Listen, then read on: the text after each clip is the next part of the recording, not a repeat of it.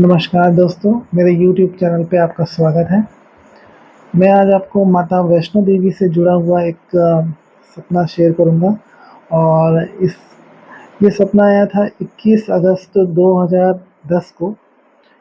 इस सपने में मैं सबसे पहले दृश्य में आसमान में उड़ते रहता हूँ मैं और उड़ने के दाएँ हाथ की दिशा में मैं एक मंदिर देखता हूँ और वो राधा कृष्ण का मंदिर होता है और उनकी प्रतिमा मुझे दिखाई पड़ती है।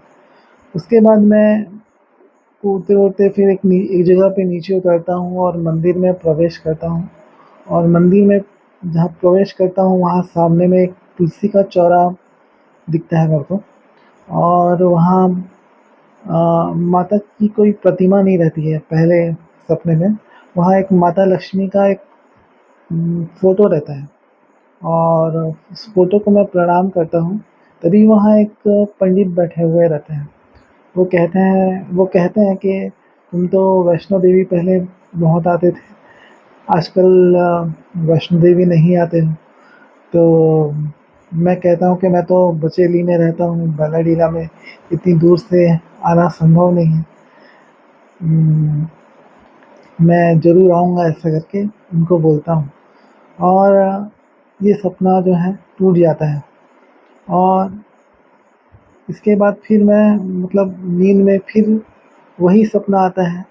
सोने के बाद जैसे ही मेरी नींद पड़ती है वापस तो उसी लय में सपना आता है और मैं जो है उसी मंदिर में रहता हूँ और इस बार वहाँ माता की प्रतिमा रहती है और मुझे आभास कराया जाता है कि वो जो पंडित जो मुझे बोलते हैं कि तुम वैष्णो नहीं आते हो, वो स्वयं माता वैष्णो थी।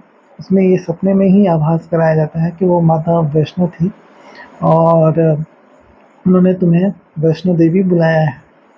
तो उसके बाद फिर मैं वहाँ माता को प्रणाम करता हूँ और उसके बाद मुझे समझ में आ जाता है कि सपने में ही कि मतलब माता का बुलावा आया है। तो उसके बाद फिर मैं वापस जाने लगता हूँ तो फिर मैं गरुड़ देखता हूँ। जो गरुड़ है वो एक शेर के साथ खेल रहा है एक जगह पे। उसके बाद फिर मैं उस मंदिर से नीचे उतरता हूँ तो मुझे एक नदी दिखती है और उस नदी की ओर मैं नीचे उतरता हूँ तो मुझे बताया जाता है कि ये यहाँ कई वर्षों पहले जो है माता रानी ने समाधि ली थी और जब माता समाधि ले रही थी तो उनके पीछे जो है काफ़ी सारे बिल्ली, चूहे और वो उनके साथ चलते हुए आ रहे थे। तो जितने माता के साथ आ रहे थे, वो सब नदी में समा गए हैं। ऐसा करके सपने में बताया जाता है मतलब आभास कराया जाता है वहाँ पे और उसके बाद फिर मैं चढ़ता हूँ, सीढ़ियाँ चढ़ते रहता हूँ तो मैं देखता हूँ कि कुछ जो बिल्ली हैं, कुछ चूहे हैं, वो पत्थर के बने हुए हैं। तो बताया जाता है कि ये जो वो बिल्लियाँ हैं जो माता रानी जब समाधि लेती हैं, तो जितने समा गए वो समा गए और जितने नहीं समा पाए वो पत्थर के बन चुके हैं ऐसे। उसके बाद फिर मैं सीढ़ियों के ऊपर चढ़ता हूँ, तो मुझे वहाँ साक्षात हनुमान जी मिलते हैं। वहाँ हनुमान जी खड़े रहते हैं और वो मुझे कहते हैं कि अ, वो एक महल है, वहाँ पे वो एक रावण का महल है और तुम्हें एक चीज़ लेके आना है वहाँ से, रावण के पास से लेके आना है ऐसा करके। तो वो पूरा काँच का महल रहता है, बहुत बड़ा महल रहता है और हनुमान जी मेरे को एक टारगेट देते हैं कि तुम जाओ वो एक चमकती हुई चीज़ लेके आना ऐसा करके। मैं आगे जाता हूँ और उस महल में जाता हूँ, वहाँ पे भी मतलब एक जंग छिड़ती है और रावण के साथ में और मैं एक चमकती हुई चीज़ लेके आता हूँ जो कपड़े में बंधी हुई रहती है। तो मैं जब उस दृश्य देखता हूँ मतलब सपने में तो मतलब मैं पूरे काँच के महल को तोड़ते हुए हनुमान जी के पास में आता हूँ और हनुमान जी को कहता हूँ कि मैं ये चीज़ लेके आया हूँ। तो हनुमान जी कहते हैं, "अरे! ये चीज़ लेके आ गए तुम?" तो मैं कहता हूँ, "हाँ, मैं ले आया।" तो फिर वो कहते हैं, "चलो आज मैं आपको किसी से मिलाता हूँ" ऐसे करके। तो वो मुझे सीधे श्री राम जी के पास लेके जाते हैं और मैं वहाँ पे श्री राम जी को प्रणाम करता हूँ। और श्री राम जी के बाजू में एक राज रानी जैसी देवी बैठी होती हैं, और मैं उनसे उनका नाम पूछ लेता हूँ। तो वो अपना नाम जो है गायत्री बताती हैं। तो गायत्री जब मैं नाम सुनता हूँ तो मुझे एकदम आश्चर्य महसूस होता है कि ये क्या हो रहा है? यहाँ तो माता सीता को होना चाहिए था। तो मुझे लगता है कि ये सब नाटक खेला जा रहा है, मेरे साथ सपने में भी एक नाटक हो रहा है, या ये सब किसी मंच के कलाकार होंगे, ऐसा लगता है मुझे। और मुझे बहुत गुस्सा आता है कि मैं एक नाटक में हूँ ऐसे करके।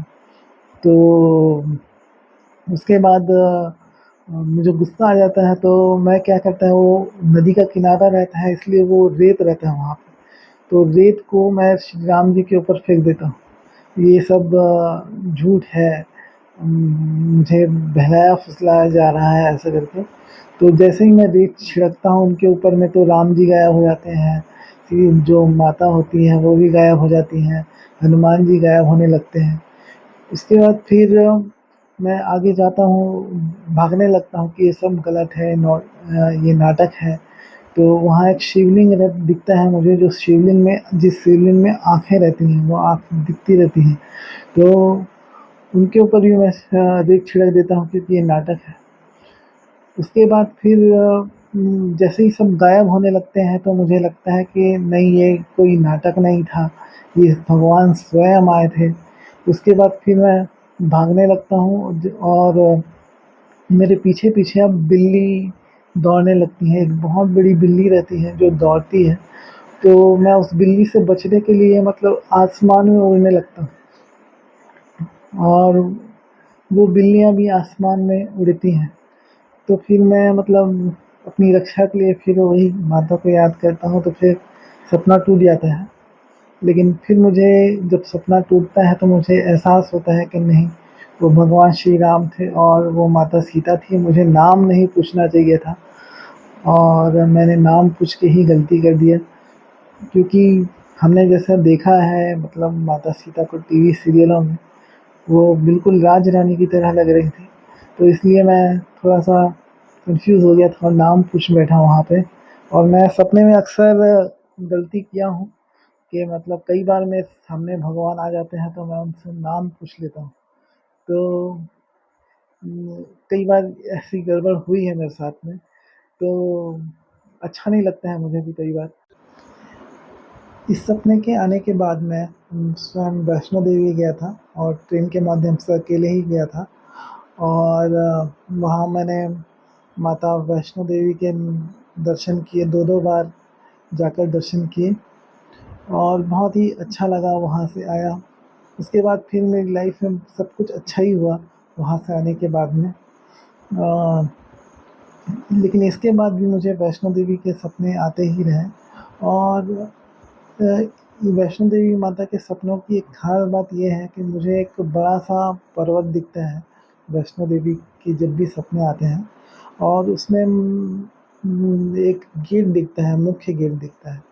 मुख्य गेट के दाईं ओर एक गेट रहता है, मतलब दाईं ओर एक और गेट रहता है। मैं हमेशा वो दायाँ वाला ही गेट चुनता हूँ, और उसी रास्ते से मैं माता के दरबार जाता हूँ जहाँ मुझे माता के साक्षात दर्शन होते हैं। और जब भी मैं माता वैष्णो देवी का जब सपना आता है और मैं जब वो रास्ता में जाता हूँ, मुझे पहले से ही पता होता है कि यही रास्ता सही है।